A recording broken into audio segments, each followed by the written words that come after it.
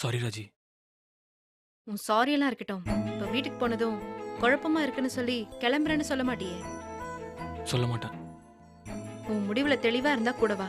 இல்ல நான் மட்டும் தனியா ஏய், கிளம்புறேன். நானும் வரேன். அது என் மேல இருக்கிற வெறுப்புல கல்யாணத்துக்கு வராமலாம் இருந்துடாதீங்க. உங்களோட வாழ்த்தும் எனக்கு கண்டிப்பா வேணும். நான் கிளம்புறேன் மணி. அப்புறம் விஷ்ணு வந்தா நான் இன்னும் கிளம்பலையான்னு கேட்டு திட்டுவாரு.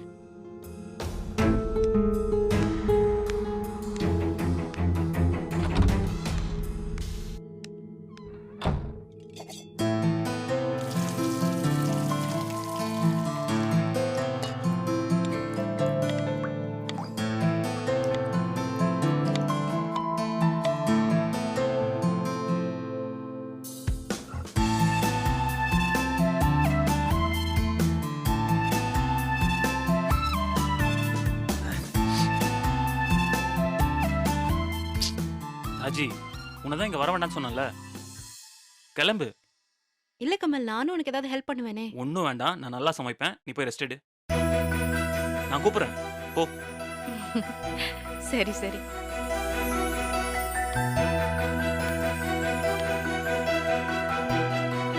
ராஜி, ஆ இங்க வா.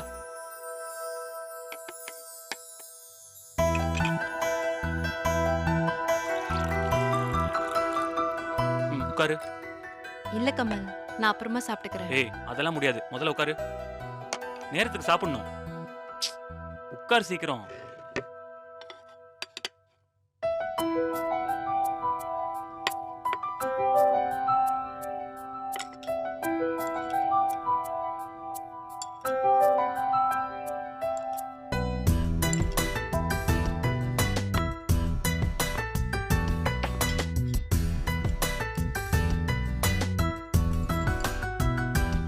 சரி ராஜி, இதுல சட்னி இருக்கு. எடுத்து போட்டு சாப்பிடு. நான் இதை வந்துடுறேன். ம்.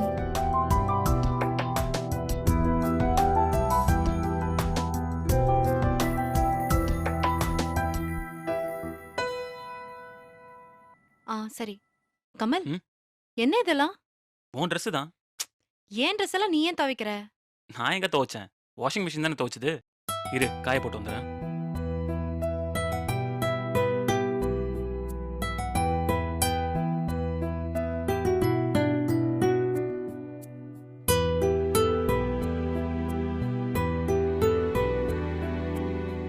ராஜி, ம்? இந்த மாத்திரை போடு. என்ன கமல் இது? இதெல்லாம் நான் பாத்துக்க மாட்டேனா? அதான் பார்த்தேனே. நேத்து இந்த 2 மாத்திரை நீ போடவே இல்லைல்ல. சாரி, நான் மறந்துட்டேன். இனிமே நான் உன்னை நம்ப மாட்டேன். டிஃபன் முடிச்ச கையோட இந்த மாத்திரை கொடுக்கறது எனக்கு முதல் வேலை. இந்தா.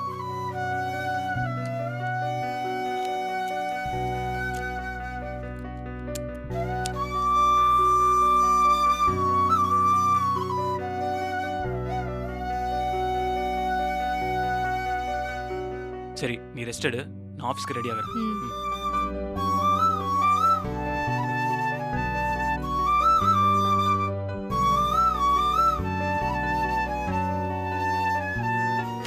ராஜி, ம்?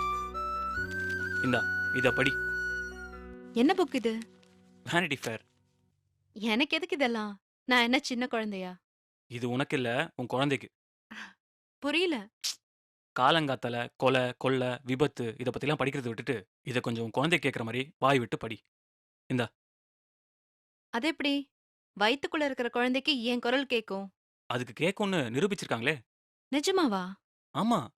நீ பேசுறதெல்லாம் அது உன்னிப்பா கேட்கும். அதான் நல்ல விஷயங்கள இப்பவே கத்துக் கொடுத்துரு. உன் குரல அது ஞாபகம் வச்சுக்கும். பொறந்தப்புறம் நீ அந்த கதையை திருப்பி சொன்னா, அது ஏற்கனவே கேட்ட ஞாபகத்துல அதை ஈஸியா புரிஞ்சுக்கும். என்ன கதை விடுறியா? கதை இல்லம்மா, நிஜம். சரி, நான் இல்லைன்னு நினச்சிக்கிட்டு காஃபிலாம் போட்டு குடிச்சிடாத. ஃப்ளாஸ்கில் சூடாக பால் இருக்கு, அதை மட்டும் குடி. அப்புறம் டைனிங் டேபிளில் ஒரு பவுலில் ட்ரை ஃப்ரூட்ஸ் போட்டு வச்சிருக்கேன். 11:30 ஆச்சுன்னா மறக்காமல் சாப்பிட்ரு. மதியானம் சாப்பாடுலாம் ஹாட் பேக்கில் போட்டு வச்சிருக்கேன். டைமுக்கு கரெக்டாக சாப்பிட்ரு. பசி எடுத்தா தள்ளி போடாத. முட்டையும் மண்ணீரலும் வச்சிருக்கேன். ஒரு கப்பில் பசலைக்கீரை இருக்கும். எதையும் வேஸ்ட் பண்ணாமல் ஒழுங்காக சாப்பிட்ரு. அப்புறம் சாப்பிட்ட அப்புறம் தட்டை கழுவுறேன் தண்ணியில் மட்டும் கை வச்சிடாத. சிங்க்லேயே போட்டுரு, நான் ஈவினிங் வந்து பார்த்துக்கிறேன். அப்புறம் சாப்பிட்றப்ப மட்டும் தண்ணி குடிச்சா போதாதுமா, உள்ள இருக்கிற குழந்தைக்கு நீர் சத்து ரொம்ப முக்கியம். தாகம் இல்லைனாலும் எப்பப்போ முடியுமோ அப்பப்போ கொஞ்சம் தண்ணி குடிச்சிரு. சாப்பிட்டதும் உடனே படுத்துறாத, கொஞ்ச நேரம் அப்படியே உள்ளே வாக் பண்ணு.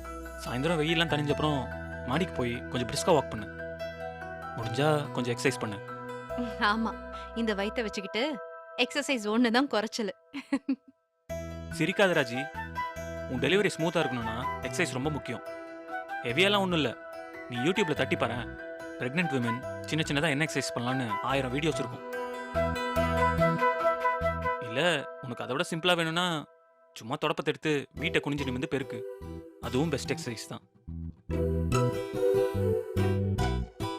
போர் அடிச்சா டிவிலாம் பார்க்காத, மியூசிக் கேளு. லேட்டஸ்ட் சாங்ஸ் வேண்டாம், காது வலிக்கும், பாட்டும் பெருசாக புரியாது. இளையராஜா மெலடிஸ் கேளு. ஆனா என்கிட்ட அந்த சாங்ஸ் எல்லாம் இல்லையே, என்கிட்ட நியூ சாங்ஸ் மட்டும்தான் இருக்கு. பிளேயர் கிட்ட என் பென்ட்ரைவ் இருக்கு, அதில் எல்லா கலெக்ஷன்ஸும் இருக்கு.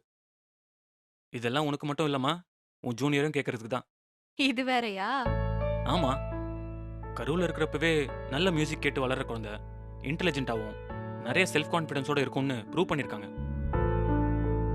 வீட்டுக்குள்ள எங்க போனாலும் கையில ஃபோன் எடுத்துட்டு போ, அது எப்பவும் உன் கூடயே இருக்கட்டும். ஃப்ரிட்ஜிலேருந்து ஃப்ரூட்ஸ் எடுத்தா அதை அப்படியே சாப்பிடாத, கொஞ்சம் சில்னஸ் குறைஞ்சதும் எடுத்து சாப்பிடு. ஆப்பிள் அப்படியே சாப்பிட்றத தோலை சீவிட்டு கட் பண்ணி சாப்பிடு. ஃப்ரிட்ஜில் ஒரு கப்பில் மாதுளையை பிரித்து உதுத்து வச்சிருக்கேன், அதையும் மறக்காம சாப்பிட்ரு. அப்புறம் தலை குளிச்சா முடிய காய வைக்க ஹேர் ட்ரையர்லாம் யூஸ் பண்ணாத, அதோட வைப்ரேஷனும் மேக்னெட்டிக் மெட்டீரியலும் குழந்தைய அஃபெக்ட் பண்ணுன்னு சொல்லுவாங்க. போதும், நிறுத்துறியா? எனக்கு நீ டிப்ஸ் சொல்லி முடிக்கிறதுக்குள்ள உனக்கு அங்க ஆபீஸ் அவசே முடிஞ்சிரும் போல இருக்கு. முதல்ல நீ கிளம்பு. ஏன் ராஜி, இதெல்லாம் உன் நல்லதுக்கு தான் சொல்றேன். எப்படி கமல், எனக்காக இவ்ளோ விஷயத்த உன்னால யோசிக்க முடியுது?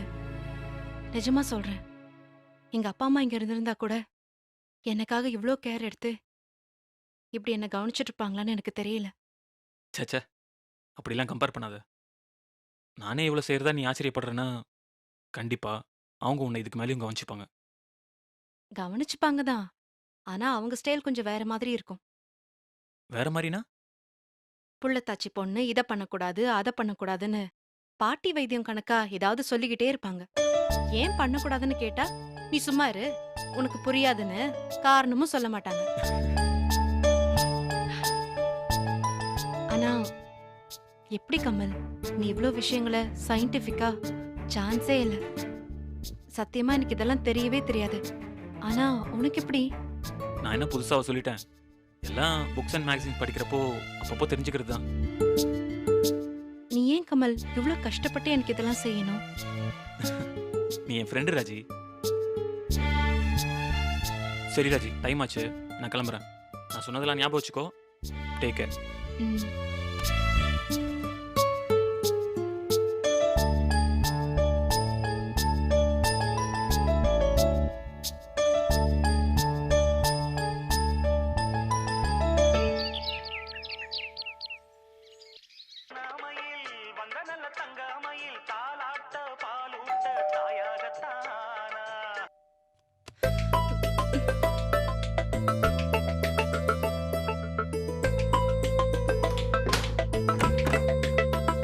Hey, hi Mani. Hi ma'am. எப்படி இருக்க? நல்லா இருக்கேன், நீங்க எப்படி இருக்கீங்க? நானும் நல்லா இருக்கேன். என்ன சர்ப்ரைஸ்? சும்மா உங்களை பார்த்துட்டு போலான்னு வந்தேன். சரி உட்காரு. என்ன சாப்பிடுற? Coffee, tea? அதெல்லாம் ஒன்றும் வேணாம் மேம். கிரேப்ஸ் இருக்கு, ஜூஸ் போட்டு தரவா? இல்ல பரவாயில்ல, தண்ணி மட்டும் கொடுங்க போதும். சரி இரு, எடுத்துட்டு வரேன். ம்.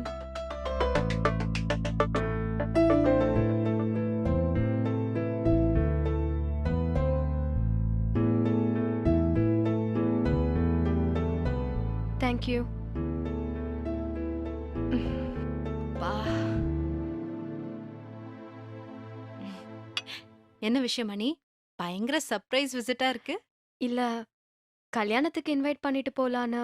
வாவ், எப்போ? கங்க்ராச்சுலேஷன்ஸ். இந்த விஷ்ணு அவ்ளோ பழகிட்டு என்கிட்ட ஒரு வார்த்தை கூட சொல்லவே இல்ல. வரட்டும், வச்சுக்கிறேன். மேம், கல்யாணம் எங்களுக்கு இல்ல, என்ன சொல்ற? அப்ப யாருக்கு? ராதிகாவுக்கு. என்ன மணி நீ? அத ஒழுங்கா சொல்ல வேணாமா? இல்ல, நான் சொல்ல வரதுக்குள்ள நீங்க தப்பா புரிஞ்சுக்கிட்டு. யாரு? நான் தப்பா புரிஞ்சுக்கிட்டேனா? கல்யாணத்துக்கு இன்வைட் பண்ணிட்டு போலான்னு வந்தேன்னு யாராவது இப்படி மொட்டையா ஆரம்பிப்பாங்களா? லைஃப்ல கம்யூனிகேஷன் ரொம்ப முக்கியமா. ஒரு வார்த்தை விட்டாலும் அர்த்தமே மாறிடும். பாத்துக்கோ. Sorry ma'am. சும்மாப்பா. சரி நீ சொல்லு.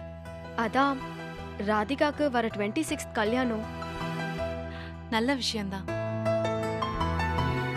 பாவம், இந்த வயசுல அவளுக்கு இப்படி ஒரு கொடுமை ஏற்பட்டிருக்க கூடாது. அவ இவ்ளோ சீக்கிரம் செகண்ட் மேரேஜுக்கு தயாரானத சில பேர் தப்பா கூட பேசியிருக்கலாம். ஆனா இதுதான் சரி. இனிமே அவளுக்கு எந்த பயமும் இல்ல. பாதுகாப்பா இருக்கலாம். ஆமா மேம். சரி, மாப்பிள்ளை யாரு? பேரு விவேக். விப்ரோல வேலை செய்யறாரு. கேரக்டர் எப்படின்னு விசாரிச்சிட்டீங்களா? பக்கா ஜென்டில்மேன். ரொம்ப வெளிப்படையான ஆளு. எப்படி இந்த அலையன்ஸ் செட் ஆச்சு?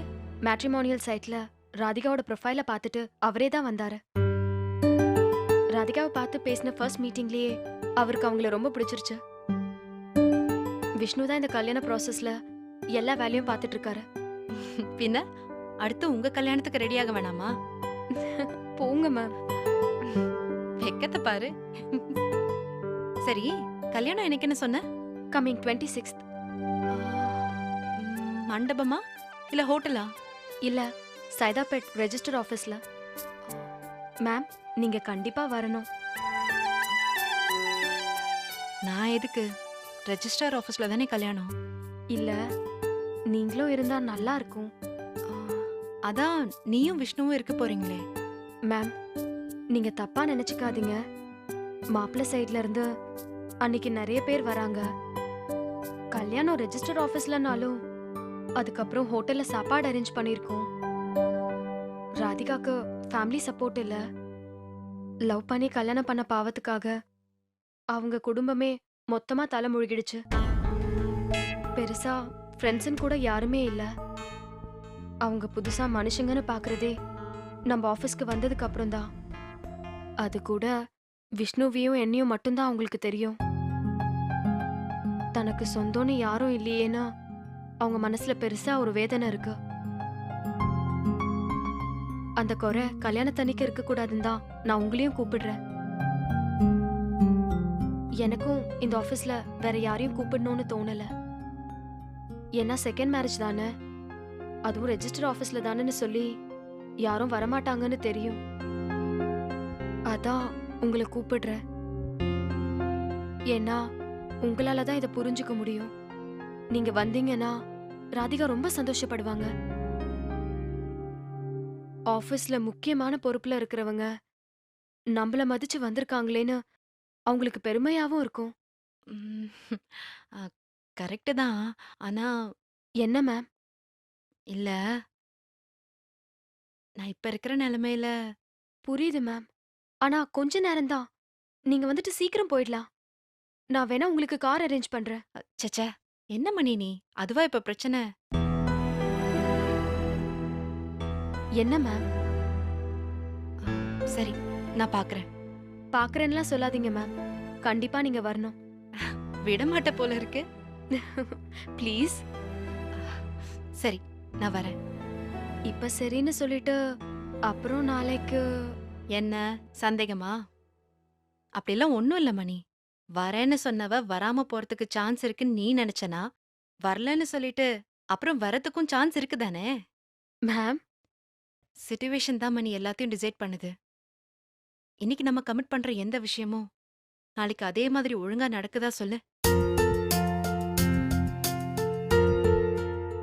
கண்டிப்பா வரேன்னு சொல்லிட்டு நாளைக்கு ஒருவேளை என்னால வர முடியாம போயிட்டா அது நம்ம 2 பேருக்கும் கஷ்டம்தான் இல்லையா? கவலைப்படாத, நான் வரேன். Thanks ma'am. தேங்க்ஸ். நீங்க எதுக்கு தேங்க்ஸ் சொல்றீங்க? இல்ல, உன் ஆள் என்ன மதிக்கலனாலும் நீயாவது வீடு தேடி வந்து என்னை இன்வைட் பண்றியே, அதுக்குதான். நீங்க இருங்க மேம். நான் முதல்ல அவர்கிட்ட உங்ககிட்ட சாரி கேட்க சொல்றேன். ஏய், சும்மா விளையாட்டுக்கு சொன்னேன். நீ இத போய் போட்டு கொடுத்து விஷ்ணுவை அப்செட் பண்ணிடாத, பாவம். எல்லாத்தையும் பேசிட்டல? பேசிட்டேன். ஒரு பிரச்சனையும் வராது. ம், விஷ்ணு, ம்? மாலை அங்க வச்சிரு. ம். ராதிகா, மணி 10 ஆச்சு. ஏங்க இன்னும் வரல? இன்னொரு வாட்டி ஃபோன் பண்ணி பாருங்க. இப்பதான் ட்ரை பண்ண விஷ்ணு. பரவாயில்லைங்க, இன்னொரு வாட்டி ட்ரை பண்ணி பாருங்க. சாரி விஷ்ணு, எனக்கு நம்பிக்கை இல்லை. அவர் வரமாட்டாரு. ஏங்க இப்படி பேசுறீங்க? அவசரப்படாதீங்க, அவர் கண்டிப்பா வந்துருவாரு. இல்லை விஷ்ணு, ஒரு மனுஷன் 1.5 ஹவர்ஸா ஃபோன் சுவிட்ச் ஆஃப் பண்ணி வச்சிருக்கான்னா என்ன அர்த்தம்? எனக்கு என்ன இது புதுசா? வழக்கமா நடக்கிறது தானே. இதெல்லாம் நடக்காதுன்னு எனக்கு எப்பவோ தெரியும். அதனாலதான் இதெல்லாம் நான் வேண்டான்னு சொன்னேன். நீங்க தான் கேட்கல. ப்ளீஸ் ராதிகா, அவநம்பிக்கையா பேசாதீங்க.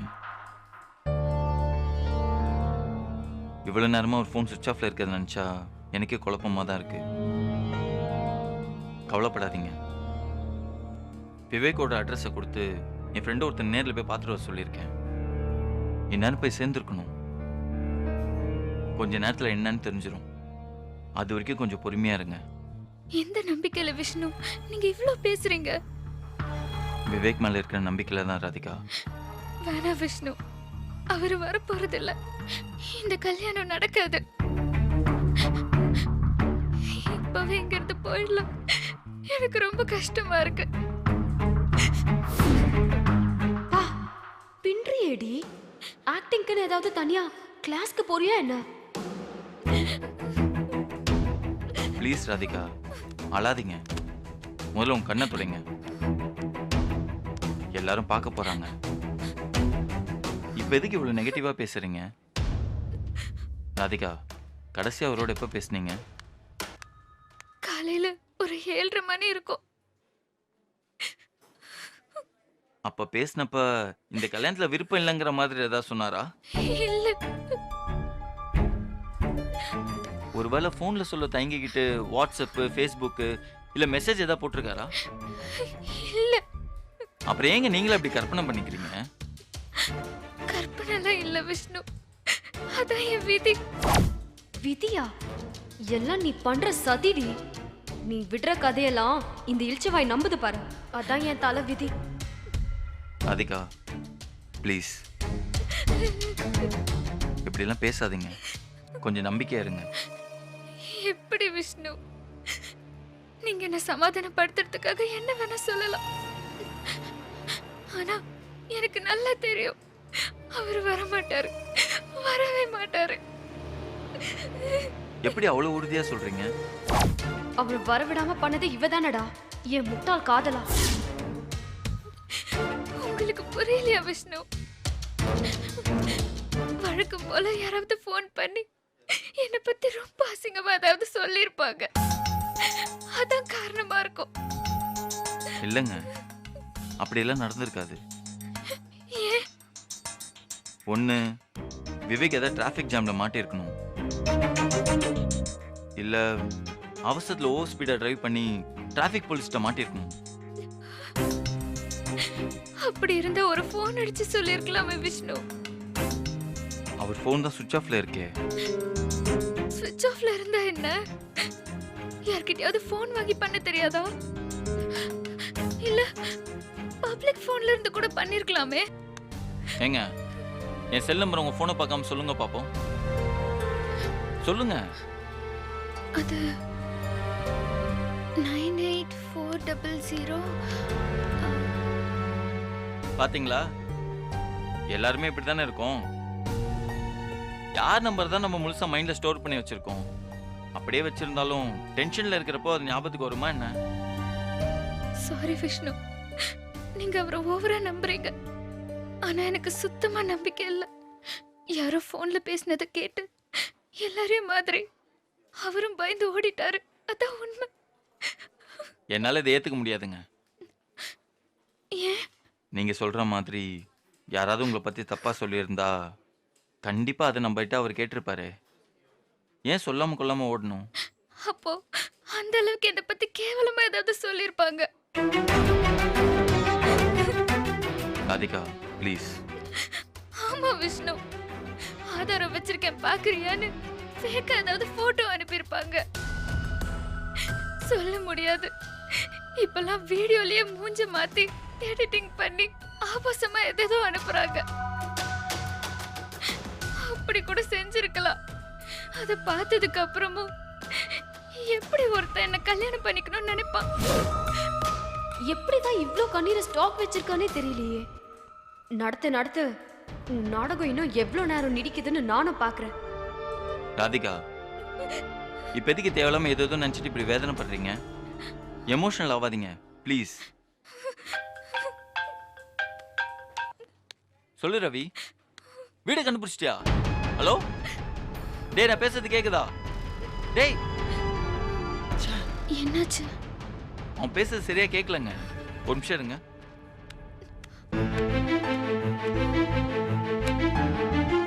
ரவி சொல்லு, வீட்ல இருக்காரா?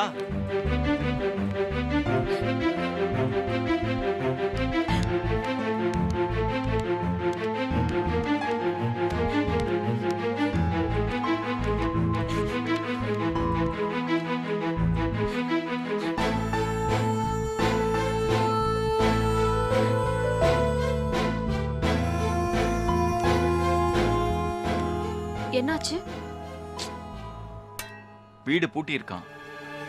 பக்கத்து வீட்டில் விசாரிச்சா நேற்று நைட்டை வீட்டை காலி பண்ணிட்டு போயிட்டதா சொல்றாங்க. இதை எதிர்பார்த்தது தானே? என்ன சொல்ற? அத நான் வேற உங்ககிட்ட புதுசா சொல்லணுமா? அதான் இவ்ளோ நேரம் அவன் வரமாட்டான்னு அவ உள்ள ஒப்பாரி வச்சிட்டு இருந்தாளே. என்ன பேசுற நீ? பாவம், அவங்களே நொந்து போய் வேதனை தாங்காம அழுதுட்டு இருக்காங்க. இந்த மாதிரிலாம் பேசாத மணி. நான் விவேக் ஏன் இப்படி பண்ணாருதான் புரியல. அத அவகிட்டே போய் கேளுங்க. என்ன உளர்ற? பின்ன அவர் வரவிடாம பண்ணதே அவதான். அத புரிஞ்சுக்காம இன்னும் அவ நடத்துற நாடகத்தை பார்த்து பெருசா ஃபீல் பண்றீங்க. It's over Vishnu. நாடகம் முடிஞ்சது, வாங்க போலாம். என்ன சொல்ற மணி? அதான் அவ நினைச்சதை சாதிச்சுட்டாளே. பாவம் மணி, அவங்க எப்படி அலறாங்கன்னு பாத்தில? அவங்க நடிக்கிற மாதிரியா இருக்கு. ஓ, இன்னும் அவளோட நீலி கண்ணீரை நம்புறீங்களா? மணி, ஏய்